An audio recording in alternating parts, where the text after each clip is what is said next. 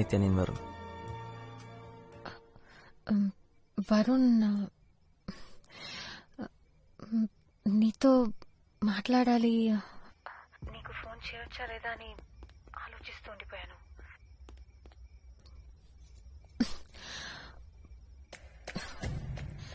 చేద్దామనుకుంటుండగా నువ్వే చేసేసావు. నిజమా?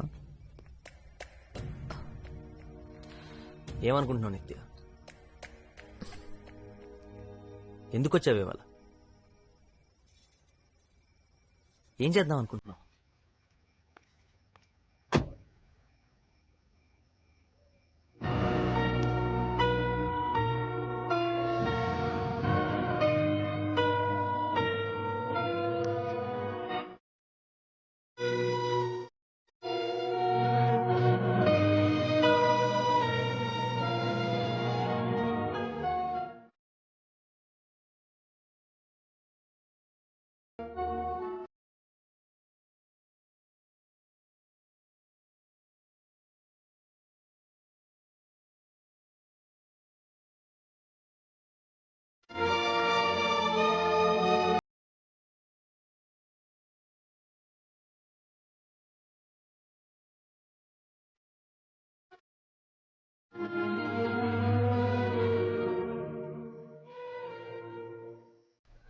నేనేం చేస్తున్నానో నాకు అర్థం కావట్లేదు.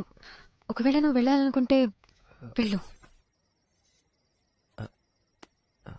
పర్లేదు. పొద్దున్న 5ంటికి ఇంట్లోంచి బయలుదేరాలి. 4:30 అమ్మొచ్చి లేపుతుంది. గుడిలో పెళ్ళి, అందుకే తెల్లవారుచాను. ఎందుకు వచ్చావు నిత్య?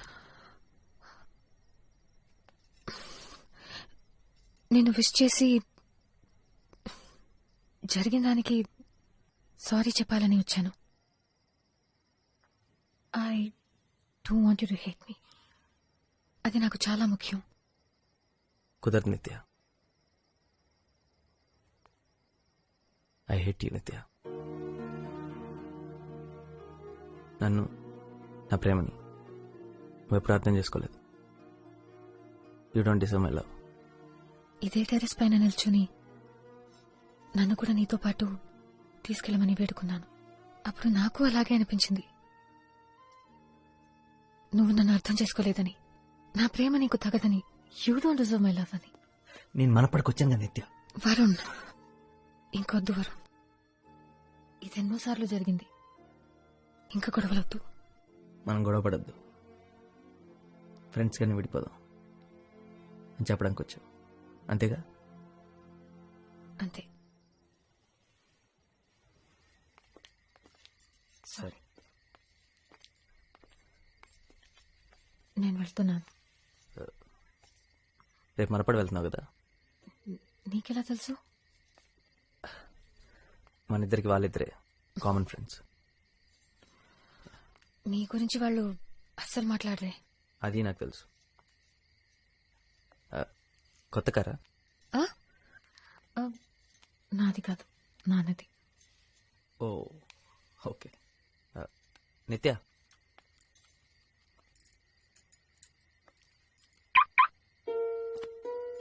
Wow, Varun. Really nice. I'm happy for you. Drive now.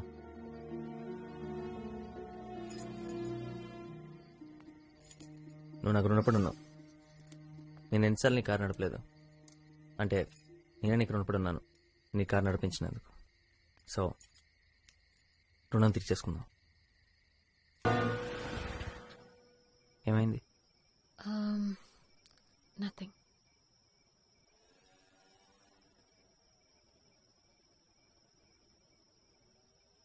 రాధికకు నా గురించి తెలుసా? తెలుసు. నీ గురించి చెప్పకుండా నా గురించి చెప్పడం చాలా కష్టం. 10th లో ఫస్ట్ ర్యాంక్ వచ్చింది నీ వల్లే అని. 12th స్టాండర్డ్లో లాస్ట్ ర్యాంక్ వచ్చింది నా వల్లేనని. నువ్వు ప్రాన్స్ తినడం మొదలెట్టింది నా వల్లేనని, ఆపేసింది నా వల్లేనని చెప్పావా? నువ్వు కడుపు నొప్పిని చిన్నపిల్లాడిలాగా ఏడవడం, అప్పుడైతే భయం వేసింది గాని తలుచుకుంటే నవ్వొస్తుంది. అలా 40 తినకుండా ఉండాల్సింది. నేను నీ దగ్గర చాలా విషయాలు నేర్చుకున్నాను తెలుసా. సండే రోజు లంచ్కి ఒక అమ్మాయిని కామత్ హోటల్ లాంటి ప్లేస్కి తీసుకెళ్ళకూడదని, సినిమాకి ఎప్పుడు కరెక్ట్ టైంకి వెళ్ళాలని, బర్త్డే రోజు తనతో పాటే బిగినింగ్ నుంచి ఎండ్ దాకా ఉండాలని, హే, ఇలాంటి విషయాలు చాలా నేర్చుకున్నాను. దానికి నేనే థ్యాంక్స్ చెప్పాలి.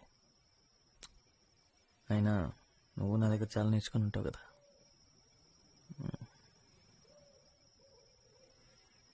రెండు విషయాలు. ఒకటి క్రికెట్. లెగ్ స్పిన్ ఏంటి, ఆఫ్ స్పిన్ ఏంటి, out swing, in swing.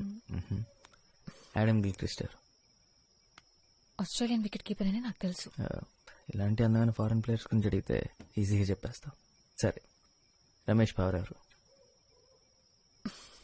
C దొరికిపోయావు.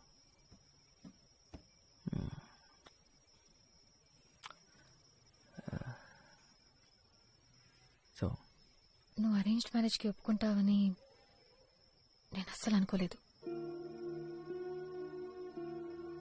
తను నాకు బాగా తెలుసు నిత్య. మా వదిన సిస్టర్. వస్తూ పోతుండేది ఇంటికి. తను నిజంగా చాలా మంచి అమ్మాయి. తన్ని చూడ్డానికి నేను ఫంక్షన్కి వచ్చాను. నువ్వు చేసుకోబోయే అమ్మాయి ఎలా ఉంటుందో చూద్దామని. నీ సంగతి ఏంటి? ఏం చేద్దాం అనుకుంటున్నావు? పెళ్ళికంత సీన్ లేదు.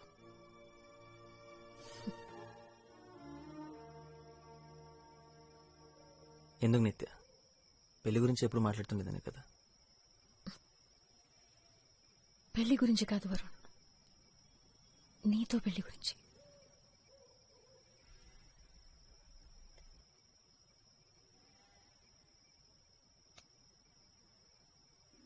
ఐఎమ్ సారీ నిత్య. ఈ ప్లేస్ అస్సలు మారలేదు. ఉయ్యాల కూడా అలాగే ఉంది Varun.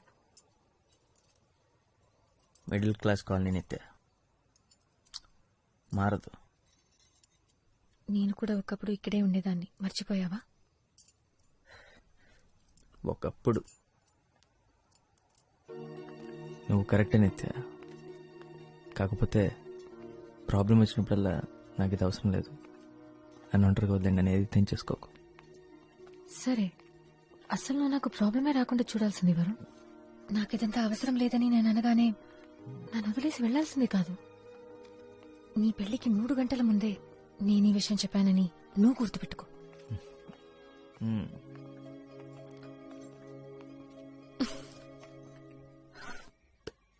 You my best friend Varun.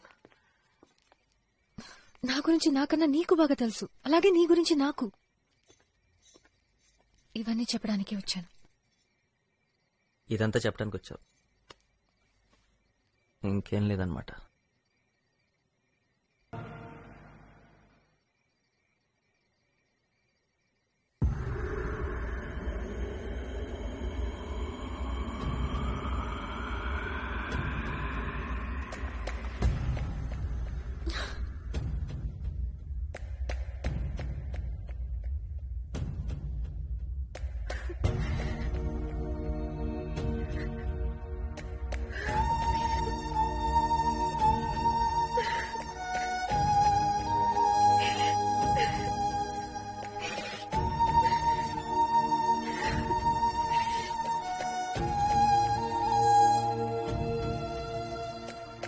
నానా, మీరు పడుకోలేదా? వారన్, ఇప్పుడు నువ్వు బయటికి వెళ్ళింది ఆ అమ్మాయి కోసమే కదా. నువ్వు ఆయంలో చదివేటప్పుడు ఎలా ఉన్నావో, ఇక్కడ ఇంజనీరింగ్ చేసేటప్పుడు ఎలా ఉండేవాడివో రెండూ నేను చూశాను. ఏదో జరుగుతుందని నాకు తెలుసు. మొన్న సడన్గా ఉద్యోగం పోవచ్చని చెప్పినా కూడా లెక్క చేయకుండా మనప్పాడు వెళ్ళావు. సాయంత్రం ఫంక్షన్లో ప్రకాష్తో మాట్లాడుతున్నప్పుడు మనప్పాడులో తను స్కూల్ నడిపిస్తోందని చెప్పాడు. అప్పు కూడా 2-3 సార్లు నిత్య గురించి మాట్లాడడం నాకు గుర్తుంది. ఒకసారి నువ్వు మీ అమ్మని కూడా పొరపాటున నిత్య అని పిలిచావు. అవును నాన్న, నేను తన కోసమే వెళ్ళాను.